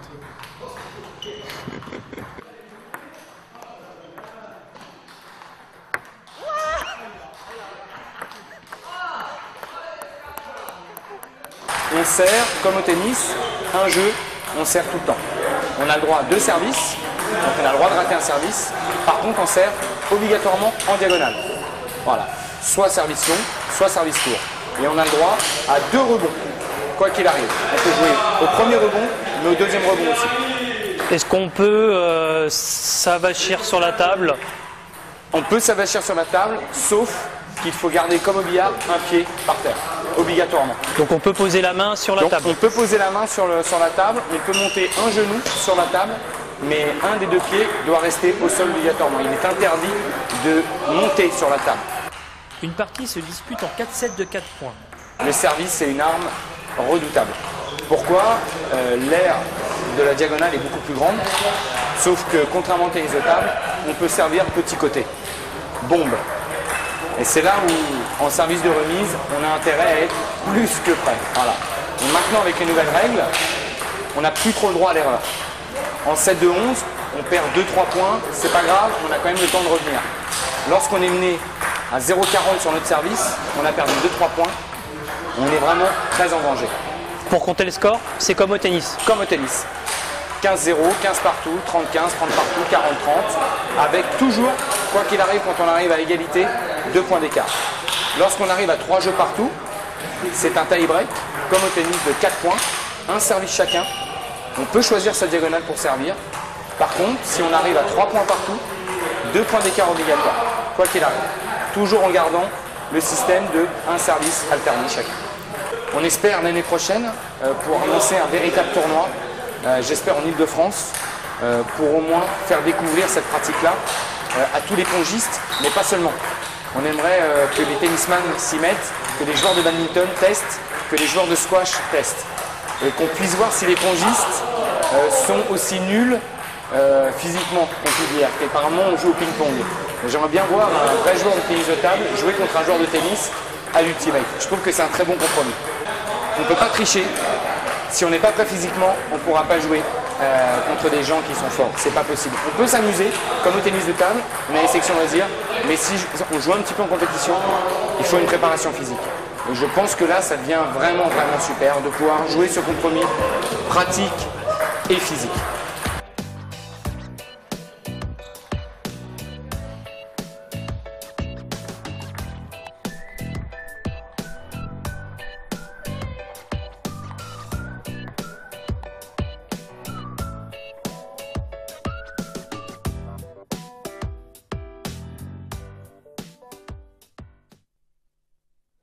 Un beau reportage d'Alexis Zikria, encore un autre. On le salue, il était là il y a quelques minutes, il vient de partir. Nico, on l'a vu dans le reportage, une nouvelle discipline, une discipline hyper physique, mais une discipline dérivée du tennis de table. Est-ce que tu peux nous raconter un peu comment t'es venue cette idée d'importer l'Ultimate Ping en France?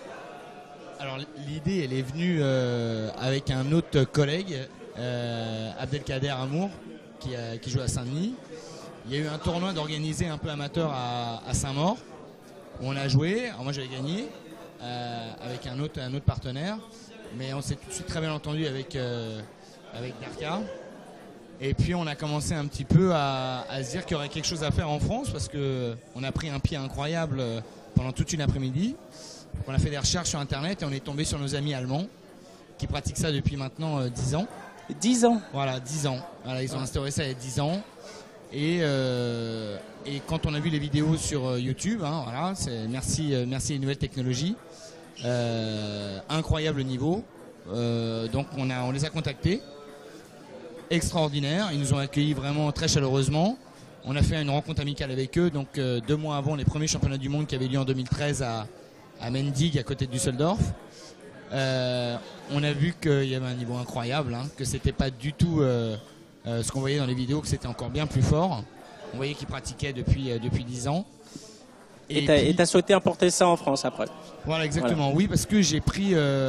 alors, moi, c'est particulier dans le sens où je jouais au tennis avant, tout petit.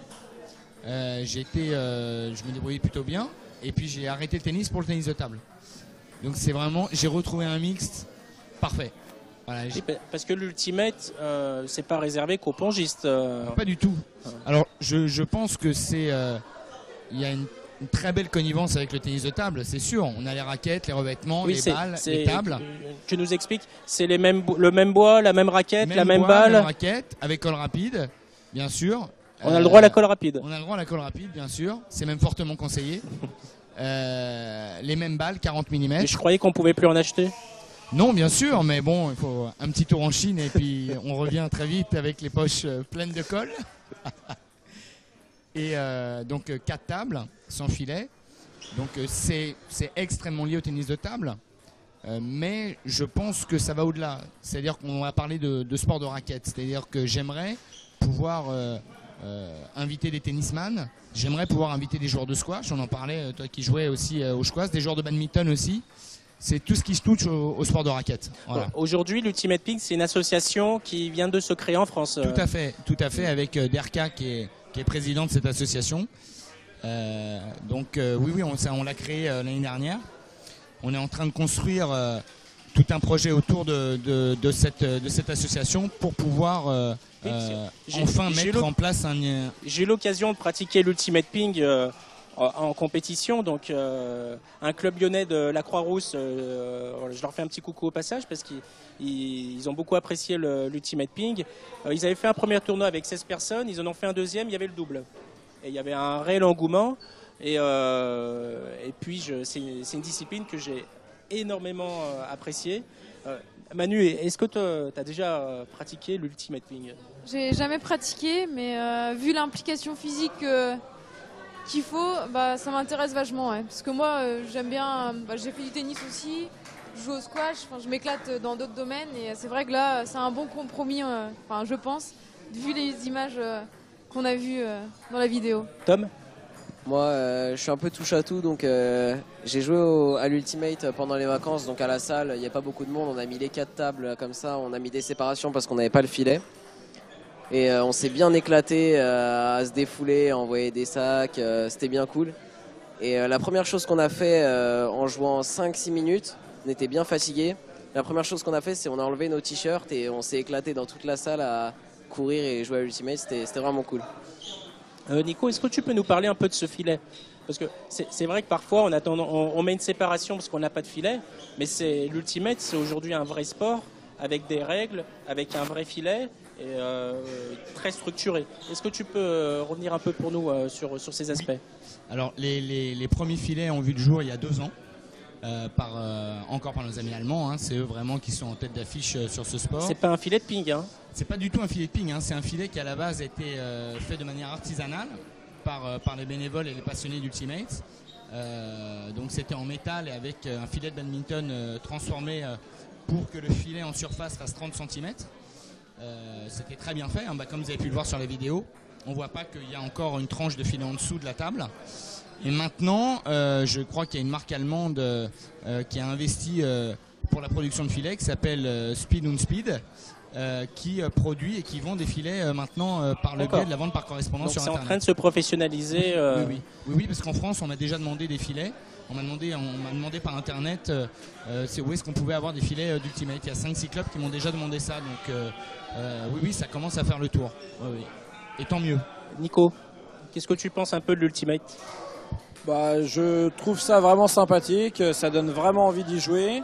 Moi, je m'en sers un peu avec un Ultimate, un petit peu comme Thomas nous disait, un peu traficoté, donc avec des séparations sur des bancs. Je m'en sers un peu pour faire jouer les jeunes quand on est en période de vacances scolaires ou quand la saison est finie, tout ça. Ils s'éclatent à chaque fois, ils leur demandent régulièrement. Je vois un côté comme ça ludique pour se dépenser évident. Après, j'ai pas encore pratiqué ou j'ai pas encore vu à quoi ça ressemblait. Quelque chose d'officiel avec les règles exactes et tout. Mais comme ça a l'air plutôt attrayant. Ouais, tout à fait. Enzo, ça te plairait une petite partie d'Ultimate? On aurait peut-être une chance de te gagner au ping, non? Non. Moi, ça me plairait, c'est sûr, parce que j'aime bien cavaler. Aller chercher la balle dans tous les sens, c'est un truc que j'aime beaucoup. L'Ultimate, par contre, c'est vrai que c'est un sport que j'ai jamais essayé. Mais un jour ou l'autre, j'essaierai forcément. Nico, c'est quoi la suite de l'aventure pour l'Ultimate dans les mois qui vont arriver? Alors dans les mois qui vont arriver, il y a des choses qui sont en train de bouger. On sait qu'à Lyon, il va y avoir peut-être un petit événement qui va être fait pour l'Ultimate. Oui. On espère être présent pour vraiment promouvoir ça, non pas qu'en Ile-de-France, mais aussi sur tout le territoire. Je sais qu'aussi en Ile-de-France, en février ou mars, il y aurait un tournoi national d'Ultimate, un Open, par le bien grâce encore à Alexis. Donc ça, ce serait super. Il est partout. Et puis les prochains championnats du monde. Voilà. Tu vas participer? Oui. En double et en simple. En double, on va garder la même paire parce que ça fonctionne plutôt bien avec Alexandre Brigaud, qui est vraiment, on s'entend, voilà, donc on est super potes dans la vie, voilà, ça aide, qui est aussi une bonne brute. Et puis en simple, cette fois-ci, Alexandre a fait 5e. Il perd sur Mengel en quart, mais de très peu. Oui, parce qu'il y a des pongistes professionnels en Allemagne. Voilà, mais il y avait les deux têtes de série étaient Stefan Mengel et Philus Ruhen, donc défenseurs. Et donc Alexandre perd en quart 4-2, 4-3, en sachant qu'il avait fait le tournoi de qualification la veille, Alexandre. Donc il avait dormi 1 heure, puisqu'on a terminé à 5 h du matin, pour revenir à 8 h du matin. Il a dû m'accompagner à l'hôpital parce que moi je m'étais fait une entorse la veille, donc sympathique. Donc cette fois-ci on va vraiment, les doubles, c'est sûr qu'on va les travailler encore, mais on aimerait vraiment pouvoir aller chercher un podium en simple. Oui, ça c'est vraiment l'objectif à court terme. Donc que du bon alors, ça va continuer à progresser. Que du très bon, beaucoup d'entraînement, voilà, il y a un peu de sacrifice quand même parce qu'on n'abandonne pas le ping. Notre saison elle continue, hein. Nous on joue en National 2 aussi, donc on ne peut pas se permettre de ne pas venir s'entraîner au ping. Mais c'est vrai que la saison maintenant, dans notre club, chez nous, on a instauré le fait que la saison de ping se passe de septembre à avril, où nous on s'entraîne 2 heures par semaine, et à partir d'avril, voilà, là c'est plus 2 heures par semaine, ça va être 6 à 8 heures par semaine. Voilà, donc là c'est une vraie préparation pendant 2 mois. D'accord. Bon bah, longue vie à l'Ultimate alors. Ah bah, merci beaucoup, longue vie à Actuping aussi. Merci. On va passer un petit tour de réclame et on revient dans quelques instants.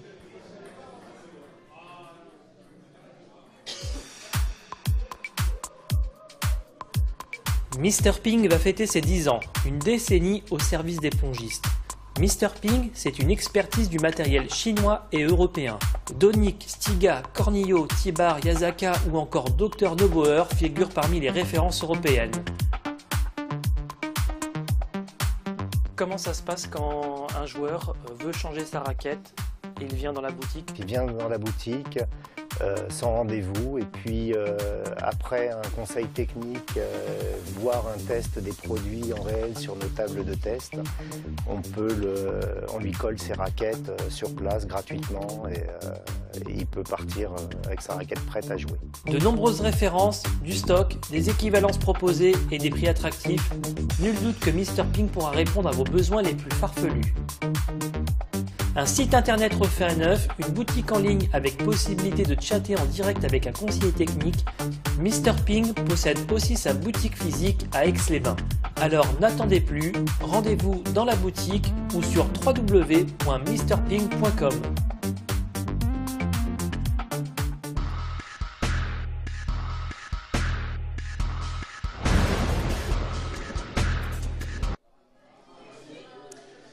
Une belle publicité pour Mr Ping, avec qui bien sûr on est partenaire, et vous pouvez trouver aussi bien du matériel européen que chinois. Enzo, tu nous as fait une belle surprise il y a quelques jours. Bon, je suis pas très objectif parce que je suis un peu partie prenante dessus dans cette initiative, mais aussi Stiga, ton sponsor. Tu as lancé ton site internet. Oui, bon bah voilà, mon site internet s'est lancé il y a maintenant 2 semaines, à quelques jours près. Pourquoi un site? Pourquoi? Parce que maintenant je suis, donc comme vous le savez, je suis parti de l'INSEP. Donc qui dit partir de l'INSEP maintenant dit plus d'aide financière ou moins d'aide financière. Du coup, bon ben voilà, j'ai dit ça serait génial de trouver des sponsors privés et je pense que dans ce domaine-là, il y a quelque chose à faire. Donc voilà, on s'est lancé et tu m'as bien guidé et tu as très bien travaillé, quoi. On va regarder quelques captures d'écran de ton site. Tu peux nous rappeler l'adresse peut-être, Enzo? Elle est très compliquée. Hein. Bah, c'est www.enzoanglaise.com, donc voilà, c'est pas... On va regarder quelques infographies. Voilà, voilà, donc là c'est la page d'accueil, donc www.enzoanglaise.com. Voilà, donc c'est un site très simple où on retrouve toute ton actualité. On retrouve aussi des photos, des vidéos, ton palmarès. Tu te présentes aussi à des partenaires potentiels, c'est important. est-ce que pour toi, maîtriser ton image numérique, c'est aujourd'hui important? Parce que tu es un joueur professionnel qui se balade dans le monde entier. C'est important. C'est sûr que c'est important. Maintenant, il faut des gens sur qui on peut compter, parce que voilà, c'est vrai qu'on est un sport où on a quand même peu de visibilité. Donc il faut trouver les bonnes personnes pour avoir de bons conseils, et c'est vrai que pour le coup ça tombe bien, quoi. Pour le coup ça tombe bien. Donc c'est chouette. Et il me semble que tu as une surprise à nous présenter. La surprise, la surprise, c'est moi qui vais peut-être vous la présenter, mais en tout cas c'est pas moi qui l'ai créé, bon, comme le site, mais voilà, la surprise elle vient plus de Dragan quand même. Donc non, mais c'est bien et je suis content. Donc en fait c'est... Je te tiens le micro si tu veux. Je te tiens le micro. C'est monsieur Dragan Stamenkovic qui m'a... Non, c'est ton application, Enzo. Qui m'a créé une belle application. Voilà, donc c'est avec le pack qu'on a lancé, mon plongiste pro, mon sportif pro. Donc il y a le site internet, mais aujourd'hui Enzo va avoir une déclinaison de son site sur des applications. Et donc là, il a une application Android. Voilà, tu peux peut-être la faire voir. Voilà, tu la fais voir. Donc voilà, là vous pouvez voir donc les actualités, suivre sur les réseaux sociaux. Donc, concrètement, ça reprend l'actualité de tout ce qui se passe sur ton site internet. Tu l'as dans une application. Voilà. Je pense que le plus simple, c'est que c'est déjà d'informer que l'application elle est gratuite. C'est très important. Et surtout que tes fans vont pouvoir te suivre en direct à travers leur mobile. Vraiment avoir une interactivité, on va dire un rapprochement très important. L'application, donc je vois que tu as un téléphone Android, c'est ça? Donc elle est disponible sur l'Android Store et elle va être disponible sur Apple très prochainement. Pour le moment, elle est disponible sur l'Android. Voilà, elle est sortie réellement il y a quelques jours, mais officiellement ce soir. Et puis dans les prochains jours sur l'Apple Store. Oui. D'accord. Donc à préciser quand même, c'est aussi une volonté de la part de ton sponsor Stiga de donner aussi une impulsion à ses joueurs, et qui sait bientôt, Manu, puisque tu fais aussi partie de la team Stiga, ça sera pour toi, c'est possible. Ça te plairait? Moi, je suis assez loin des réseaux sociaux, je suis vraiment pas active, mais après c'est vrai que pour notre sport, comme disait Enzo, pour la visibilité, je pense que c'est important, surtout en 2014 quand on voit les autres sports comment ça se passe. Enfin, c'est pas envisageable de pas être sur les réseaux sociaux. Après, moi, c'est un peu différent. Mais... D'accord. On va passer à la prochaine séquence. Donc voilà, il va se passer encore plein de choses au mois de décembre dans le ping. On va regarder un petit résumé de ce qui nous attend au mois de décembre. C'est parti. Ça aussi, ça arrive. Voilà, le calendrier. Alors, on va avoir la Ligue des Champions. On va avoir donc ce week-end, on a le deuxième tour du Critérium fédéral. Donc messieurs et dames à Serra. Tu joues, Manu? Tu y joues? Je peux pas. Je joue au Portugal, donc je peux pas. Enzo, tu y seras? Non, je serai pas. J'ai fait le premier tour, donc non, j'y serai pas. Tu fais les indives, Tom? Moi, je fais les indives. Donc le tour précédent, donc premier tour, j'étais en R2 junior. Et donc j'ai terminé premier dans mon tableau. Donc là, en route pour la R1 junior. Je me souhaite bonne chance. Nico, est-ce que tu as des petits qui font les indives? Oui, tout à fait. Je serai donc à Serra. Première fois qu'on a la N1 garçons et filles au même endroit. Donc c'est super parce que, par exemple, moi je suis en particulier une fille en ce moment. Et du coup, ça doit faire 2 ans que j'ai pas vu un tour de N1 garçon. Donc, une fille championne de France. En plus, voilà. Donc je suis ravi que les tours soient mélangés là. Pour voir un peu un tour de garçon, il y a longtemps que j'en ai pas vu.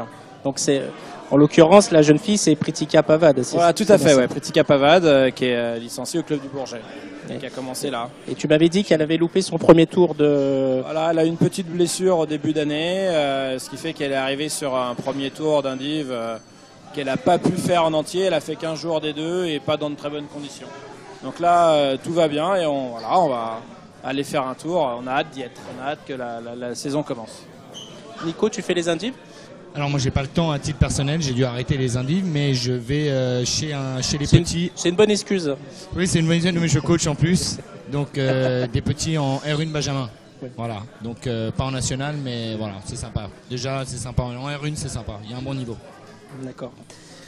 On arrive au bout de cette émission, c'est passé vite, encore une fois. Je vous rappelle que vous pouvez suivre toute l'actualité d'ActuPing, donc que ce soit à travers les réseaux sociaux, Facebook, Twitter, sur actuping.com, ActuPing TV, à travers les applications qui sont gratuites, on les voit d'ailleurs à l'écran. Donc voilà, application iPhone, application Android, iPad, voilà, il y a la totale, c'est gratuit. Vous pouvez y aller, voilà, c'est entièrement gratuit et vous êtes tous les jours de plus en plus nombreux à les télécharger et à suivre un peu l'actualité du ping. Donc merci à tous. Voilà, c'est vraiment important pour nous de savoir que notre travail vous plaît. Je vous remercie tous. Merci aussi. Merci pour l'invitation. Voilà, j'ai beaucoup apprécié aussi cette émission. C'était différent de la première puisque voilà, la première, il y a tous les couacs techniques. On en a eu quelques-uns, mais bon, ça allait encore, ça s'est géré. Nico, merci beaucoup. Merci à toi, c'était très sympa. Quelle est la suite pour toi? Voilà, donc là, tu vas aller aux la saison s'enchaîne vachement. Hein. On a peu de week-ends entre les tours d'indives, les France à la fin, une sortie ou deux qu'on fait souvent avec les petits un petit peu en Europe. Au final, ça fait une saison bien remplie. Manu, merci beaucoup. Merci à toi. Donc tu nous disais que tu vas jouer au Portugal ce week-end. Oui. Et ensuite, de retour avec Quimper? Ça dépendra de l'effectif qui va être aligné.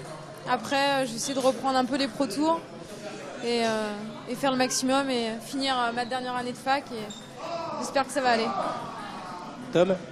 Moi, pensez à continuer à bien m'entraîner. Les efforts vont payer, j'en doute pas. Donc il y a les indives qui arrivent là ce week-end.